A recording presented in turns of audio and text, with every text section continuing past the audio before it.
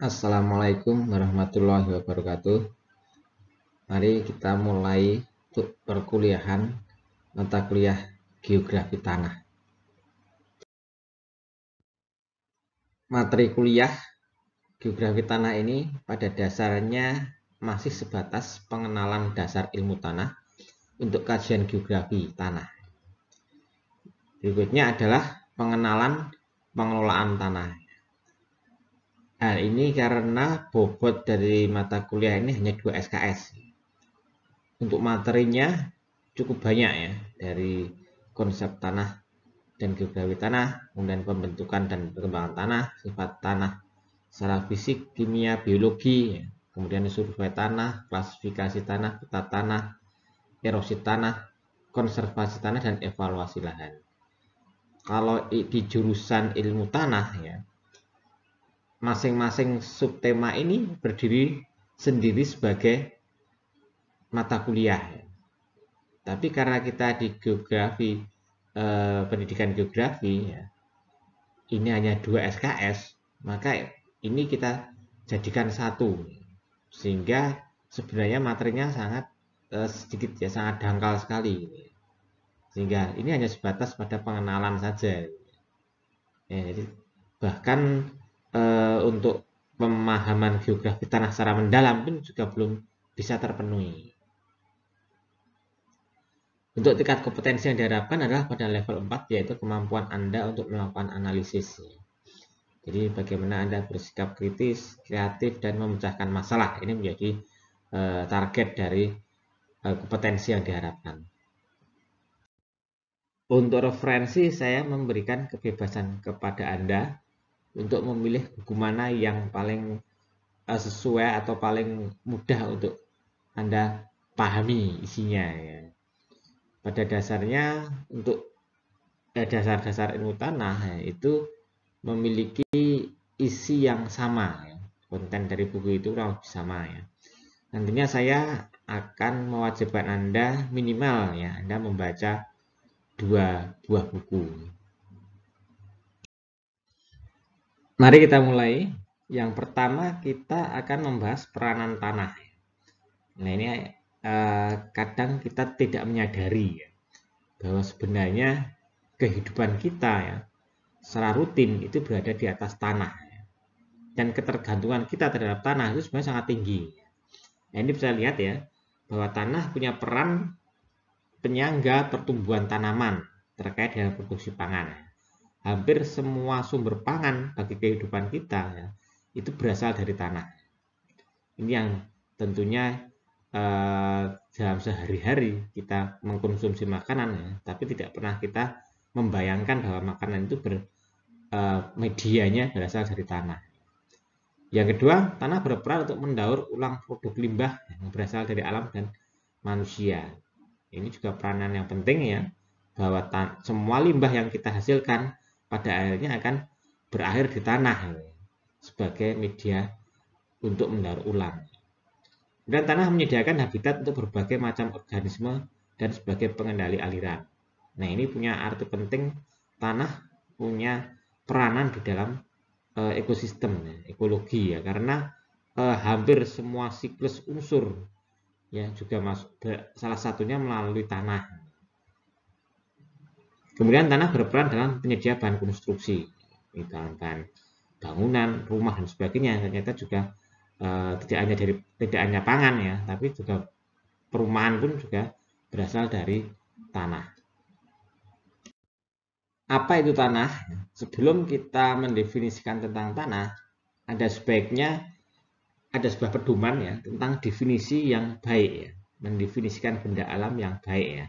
Pertama, terlepas dari kemungkinan kegunaan ya.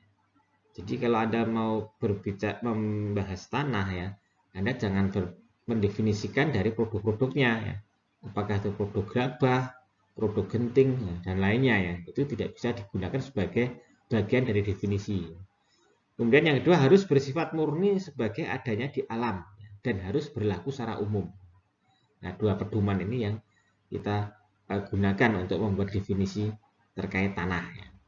Nah, dari banyak sekali ahli ya yang mengemukakan tentang definisi tanah ya. Saya tidak akan menyebutkan semua, ya satu aja yang kelihatannya paling ideal ya. Tanah merupakan tubuh alam yang bebas, memiliki ciri morfologi tertentu sebagai hasil interaksi antara iklim, organisme, bahan induk, relief, dan waktu. Dalam definisi ini ya, ada tubuh alamnya, ini sebagai bentuknya ya, sebagai wujudnya. Kemudian memiliki ciri morfologi, ini sebagai karakternya. Jadi ada wujud, kemudian ada karakternya, karakter dari wujud tadi. Nah, terus kemudian ada proses pembentuknya, yaitu dari iklim, organisme, bahan induk, relief, dan waktu.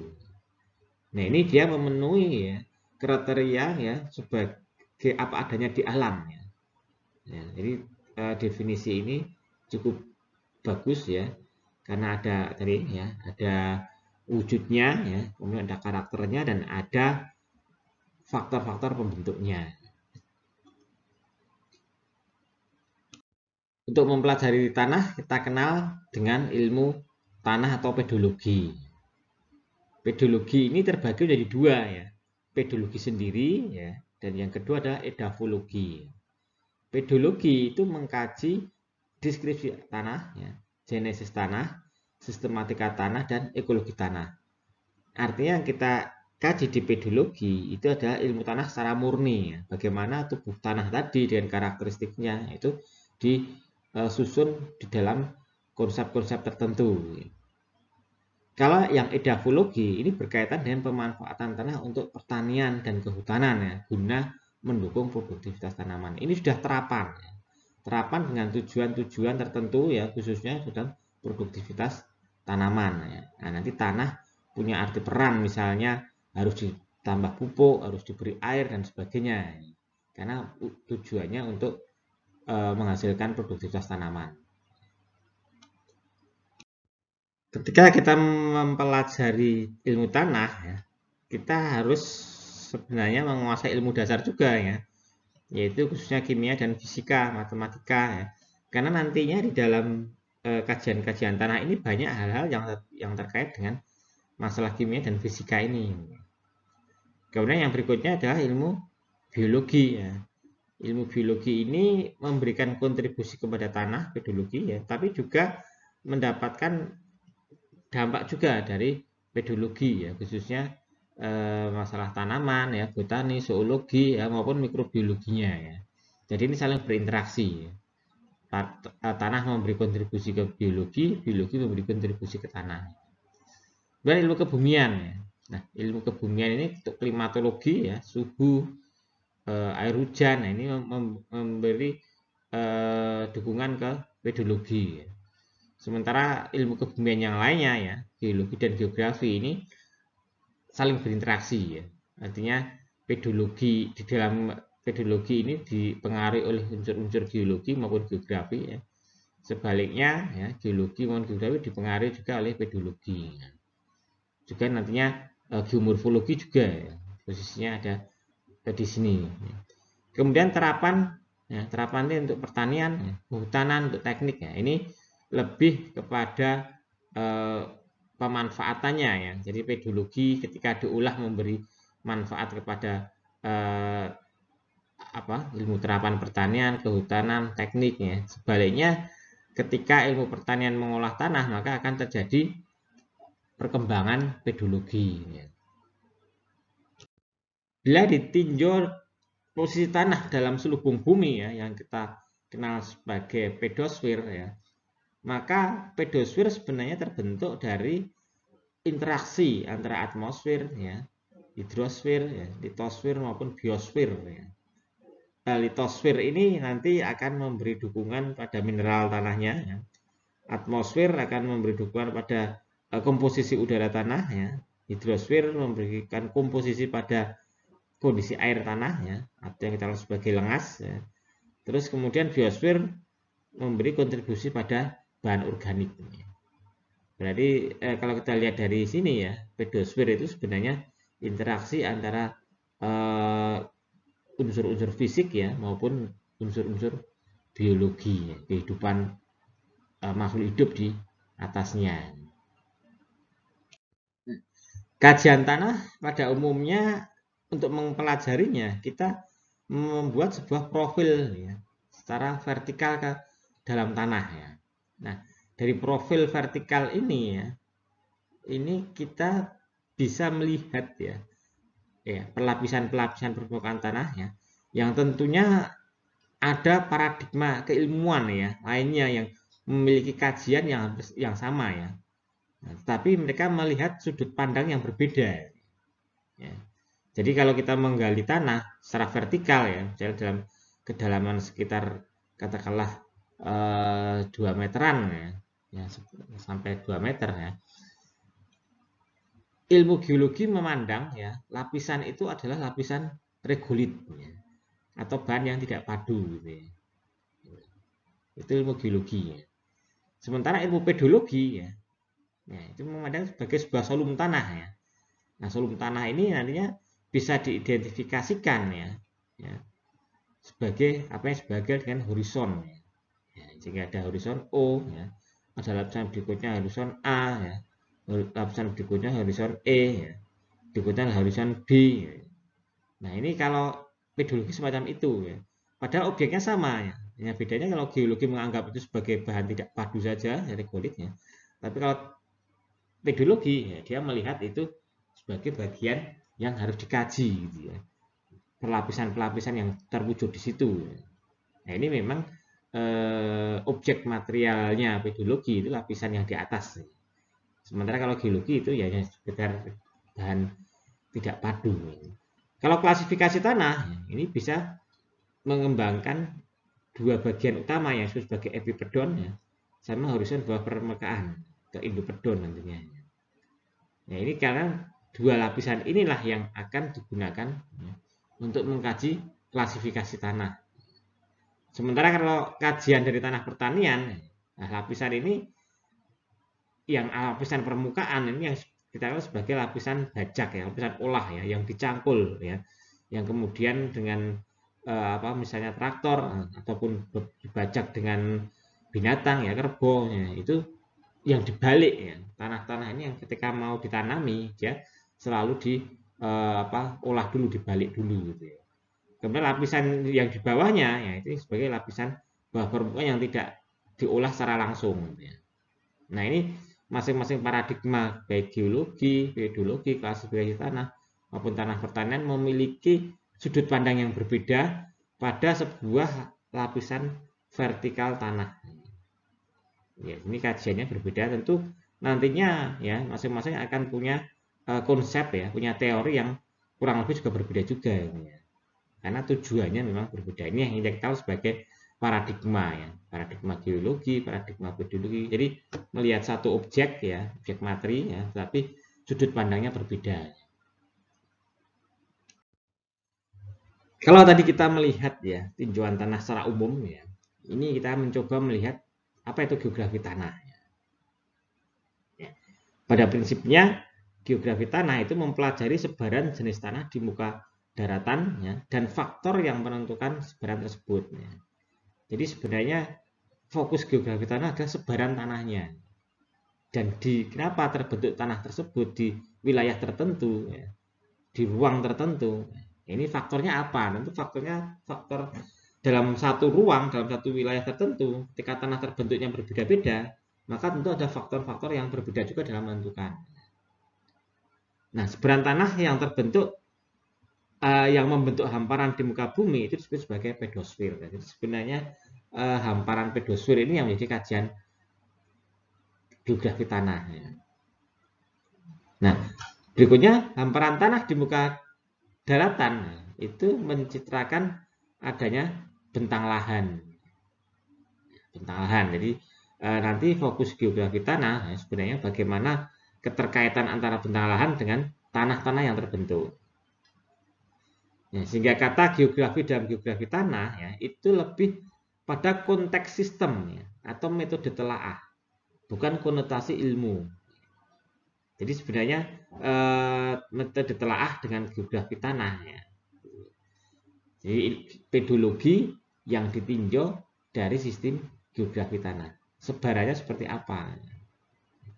Geografi tanah, ya, ilmu tanah yang dikaji dari sudut pandang geografi. Nah, sudut pandang geografi seperti apa? Ya, tentu kita kembali ke konsep definisi geografi, ya. Ya, ilmu yang mempelajari fenomena geosfer, ya, dalam konteks ruang. Ini fenomena geosfernya di sini adalah tanah, ya, pedologi, ya, dalam konteks ruang. Jadi ruang-ruang yang ada, ya, itu akan menghasilkan jenis tanah yang berbeda juga, ya. Sehingga ruang-ruang tersebut, ya, memiliki faktor-faktor yang tentunya berbeda. Itu yang sebenarnya akan dikaji oleh geografi tanah. Lalu bagaimana kita mempelajari geografi tanah? Nah, yang pertama kita lihat bahwa tanah adalah sebagai gejala bentang lahan, bentang tanah, pedosfer. Jadi ada nanti kaitan dengan ilmu geomorfologi. Jadi yang pertama adalah lihat bentang permukaan buminya, ya. Kemudian bagaimana spesifikasi bentang permukaan bumi yang membentuk ruang-ruang tadi, ya, itu nanti akan berkembang pedosfer yang berbeda-beda. Perbedaan tadi, ya, faktor pembentukan pedosfer dalam ruang yang berbeda, ya, ini disebabkan oleh salah satunya adalah pelapukan, ya, pembentukan tanah. Jadi kita juga mengkaji pelapukan, ya, geografi tanah mengkaji pelapukan sebagai faktor yang mempengaruhi sebuah ruang untuk membentuk sebuah tanah. Kemudian ragam, ya, dan harkat tanah dalam konsep rangkaian kausal, ya, faktor, proses dan reaksi, ya, sifat, fungsi, ya, sebuah rangkaian, ya, penyebabnya apa, ya, kemudian prosesnya seperti apa, ya, kemudian menghasilkan karakteristik seperti apa, ya. Itu yang akan dikaji di dalam geografi tanah dalam sebuah ruang tadi. Dan klasifikasi tanah, klasifikasi tanah ini bisa diwujudkan dalam bentuk peta, ya, peta tanah, ya, kartografi tanah, ya. Nah, kartografi tanah tadi ini bisa menggambarkan sebaran regional, agihan regional ini sebarannya seperti apa. Nah, ini sebagai sumber daya tanah. Jadi sumber daya tanah tadi, ya, itu bisa dipetakan, ya, bisa diketahui sebarannya di mana-mana, ya, sehingga nantinya, ya, tanah itu dengan karakteristiknya ini bagaimana pengolahannya akan berbeda-beda. Nah, kemudian yang penting, ya, sumber daya tadi, ya, tentunya harus bisa kita inventarisasi dalam sebuah sistem informasi. Jadi dengan adanya sistem informasi ini, ya, informasi tanah tadi, kan, ini bisa dengan mudah, ya, sumber daya sebarannya itu diketahui. Nah, ini yang akan bagaimana geografi tanah, ya, mempelajari tanah. Nah, mari kita mencoba melihat, ya, bagaimana kajian tanah, ya, di dalam kajian geografi, ya. Jadi ilmu tanah yang kemudian dipahami, ya, di dalam konsep geografi. Berawal dari adanya bentang lahan. Nah, bentang lahan ini, ya, itu pada umumnya di geografi, ya, itu mempelajari pada ilmu geomorfologi. Jadi ilmu geomorfologi ini mempelajari bentuk lahan. Nah, bentuk lahan sendiri ragamnya bermacam-macam, ya. Ada bentuk lahan vulkanik, ya, ada bentuk lahan marin, ya, ada bentuk lahan fluvial, ya, ada bentuk lahan struktural. Ya. Ini menjadi sebuah ruang, ya. Bentuk lahan ini menjadi sebuah ruang. Salah satunya adalah bagi tanah. Ya. Nah, soilscape ini terbentang di dalam ruangan tadi, ya, ruangan fluvial, ruangan vulkan dan sebagainya. Nah, ini, ya, kemudian gejala bentang tanah ini menjadi berinteraksi, ya, dengan bentuk lahan. Nah, berikutnya setelah kita lihat soilscape di dalam bentuk lahan tadi, ini misalnya saja soilscape di sini adalah bentuk lahan fluvial, ya. Kemudian kita melihat soil individunya, ya, atau yang disebut sebagai polipedon, ya, di gambar berikutnya ini, ya. Soil individu atau polipedon ini kita tentukan dari, ya, dari bentuk lahan fluvial tadi. Jadi bentuk lahan fluvial itu masih ada bagian-bagian tertentu, ya, misalnya bentuk lahan dataran banjir, kemudian ada bentuk lahan tanggul alam, kemudian ada bentuk lahan teras fluvial. Nah, soil individu ini kita ambil dari misalnya bentuk lahan pada dataran banjir. Ya, dataran banjir fluvial. Jadi kalau soilscape-nya tadi berasosiasi dengan fluvial, bentuk lahan fluvial secara umum, maka soil individu atau polipedon ini berasosiasi dengan dataran banjir. Nah, ini berikutnya masuk ke soil pedon. Ya, soil pedon ini adalah bagian terkecil ya dari bagaimana kita mengkaji tanah. Soil pedon yang kita kenal sebagai apa namanya nantinya untuk membuat profil tanah ya, horizon tanah ya, membuat profil tanah tadi. Ya. Nah, disinilah kemudian kita melakukan identifikasi secara vertikal. Nah, dalam lapisan-lapisan vertikal tadi ya kita kaji yang lebih kecil ada soil agregatnya. Ya cukup mungkin satu genggam tanah yang kita analisis ya, atau beberapa gram tanah kita analisis ya, baik itu di lapangan maupun di laboratorium. Nah, informasi nantinya ya dari soil agregat tadi ya, yang kemudian data-datanya ini kita peroleh dari hasil analisis di laboratorium maupun di lapangan, itu nanti akan menjadi salah satu faktor penciri ya, bahwa ini adalah karakteristik tanah di bentang lahan fluvial, khususnya bentang lahan dataran banjir ya, dataran yang secara umumnya lagi adalah dataran fluvial. Nah, semacam ini menginformasikan ya bagaimana keterkaitan antara ilmu tanah ya pedosfer ya dengan bentang lahan yang dikaji di dalam geografi. Nah, konsep geografi tanah yang nanti akan membedakan dengan dengan pedologi murni ya, bukan yang mungkin pertanian dan sebagainya ya. Itu adalah di sini ya. Kalau mungkin di pertanian ya, mungkin pemetaan model tanahnya ini bukan berdasarkan bentuk lahan, tetapi biasanya lebih pada grade. Nah, tapi kalau geografi ya identik dengan bentuk lahan ini. Idealnya juga menggunakan bentuk lahan sebagai kajian untuk melakukan analisis tanah. Ini horizon ya pada pedon tanah ini ya. Tadi pedon sebagai unit terkecil ya di dalam analisis tanah ya. Meskipun sebenarnya unit lebih kecil lagi adalah samplingnya ada pada agregat ya. Tetapi pedon ini ya ini sudah ada ya posisinya ini ya yang kita ambil ya dalam geografi tanah itu berdasarkan pada unit bentuk lahan tadi. Nah, ini kemudian kita identifikasi secara vertikal ya ke dalam ya yang kita kenal sebagai horizon. Nah, ini pada umumnya tanah yang ideal ya, yang ideal dalam konsep pedologi ya, tanah harusnya bisa memberikan informasi ini ya. Tapi kalau di lapangan tentu tidak seideal ini gitu ya. Macam-macam tiap daerah kan berbeda-beda ya. Tiap ruang ya, tiap ruang bentuk lahan tadi kan berbeda. Nah, kita mengenal adanya horizon O ya, horizon organik ya. Horizon ini ada pada lapisan atas ya. Nah, material ini di horizon O ini pada umumnya adalah akumulasi ya dari material-material yang masih segar ya, material organik yang masih segar ya. Di situ ada bekas-bekas pembusukan daun ya, bekas-bekas pembusukan material batang dan sebagainya ya. Ya, artinya di sini masih ada aktivitas organik yang sangat tinggi. Kemudian di bawahnya ya ada horizon A ya. Nah, ini merupakan ya lapisan mineral paling atas ya berupa campuran bahan organik dan bahan-bahan mineral. Nah, ini yang lapisan yang masih bagian ya. Kalau untuk pertanian ini dua lapisan ini lapisan yang paling ideal untuk pertanian. Ya. Tapi tiap daerah, tiap wilayah tertentu, misalnya di daerah Kars ya, horizon ini belum tentu bisa kita temui. Ya. Jadi kalau kita menggali tanah-tanah di Kars itu belum tentu kita menemukan O ya secara tebal, untuk O-nya sangat tipis sekali. Ya. Kemudian A-nya juga belum jelas juga, nggak jelas ini. Ya. Kalau di daerah-daerah vulkanik ya, vulkanik di bawah kaki ya bentuk lahannya kaki gunung berapi itu saya rasa lebih ideal di wilayah itu ya.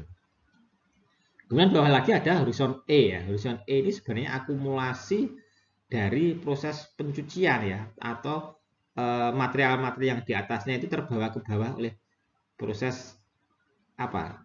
Perkolasi ya. Jadi air dari atas permukaan ya, atas bagian atas horizon di bagian O dan A ini ke bawah ya, membawa material-material kemudian terakumulasi di horizon E ini ya.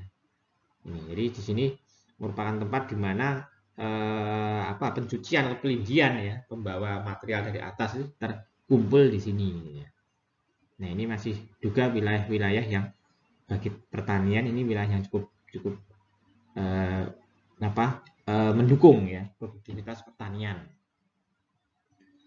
Berikutnya di horizon B ya. Nah, ini horizon ini semakin ke bawah ya, ini biasanya horizon idealnya horizon paling tebal ya. Ini masih dominan pada mineral ya. Ya, jadi organiknya mulai berkurang ya, tapi mineralnya lebih dominan ya.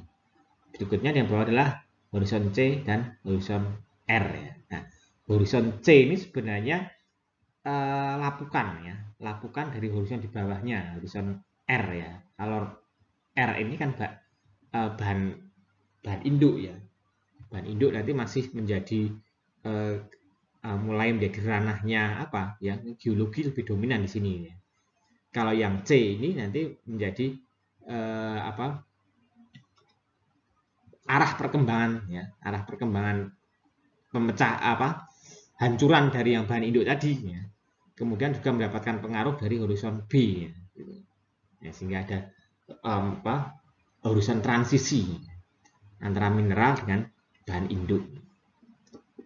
Nah, ini ya yang di dalam kajian tanah ya, pedon ini menjadi unit terkecil ya. Yang tentu idealnya semua ketika kita belajar di tanah ya harus mengenal atau melakukan proses identifikasi pedon ini gitu ya. Berikutnya tugas pertama buat Anda ya. Tugas ini cukup membaca ya. Anda buku yang Anda pilih tadi yang mungkin Anda mudah dipahami ya, Anda pilih ya. Yang buku dasar tanah ya, ataupun pengantar tanah ini yang masih bicara tentang konsep tanah ya, secara mendasar tentunya ya. Kemudian catat hasil pemahaman Anda ya. Setelah membaca tadi, seberapa besar Anda memahaminya, coba Anda catat ulang. Kemudian Anda membuat ya diagram alir tentang sistematika alur konsep tanah yang disajikan dalam buku tersebut. Jadi pemahaman Anda tentang konsep tanah tadi itu Anda gambarkan dalam bentuk diagram alir sistematika alurnya. Karena bagaimanapun juga yang namanya ilmu itu juga harus bisa dipahami secara sistematis. Ini yang paling pokok juga ya. Kan dengan sistematis ini nantinya akan lebih mudah ya untuk membangun logika, yang membangun nalar dalam memahami sebuah konsep atau sebuah teori.